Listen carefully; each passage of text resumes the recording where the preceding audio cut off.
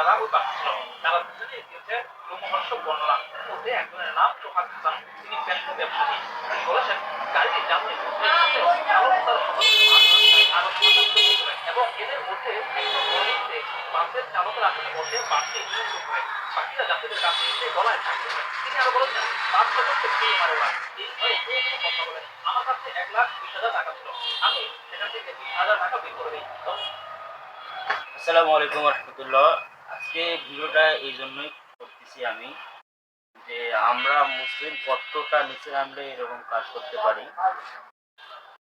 ঢাকা থেকে রাজশাহীর মধ্যে একটা বাস, সম্ভবত ঢাকা থেকে রাজশাহীর একটা বাস মাঝ রাস্তার মধ্যে কিছু লোকজন বা ডাকাত 5-6 জন উঠিয়ে চালককে তারা ভয় দেখে নামাই দিচ্ছে। নামাই দেওয়ার পর এক পর্যায়ে তারা সবার কাছে গলার মধ্যে ছুরি ধরে এই সবার কাছে সব কিছু যন্ত্রপাতি মালপাতি সব কিছু দিয়েছি। যাই হোক, তো এখানে হইলো মেন কথা হলো যে একজনকার কাছে 1,20,000 টাকা ছিল। যখন তাকে তার গালার মধ্যে ছুরি ধরছে তখন সে 20,000 টাকা বাইর করে দিছে।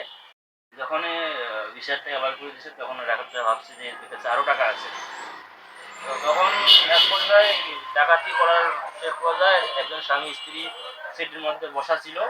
তো এই স্ত্রীকে পিছনে নিয়ে যায় তারা ধর্ষণ করছে। স্বামী জোরাজুরি করার পর ওই যখন জোরাজুরি করছে তখন স্বামীকে মানে হাত পা বেঁধে মারধর করছে।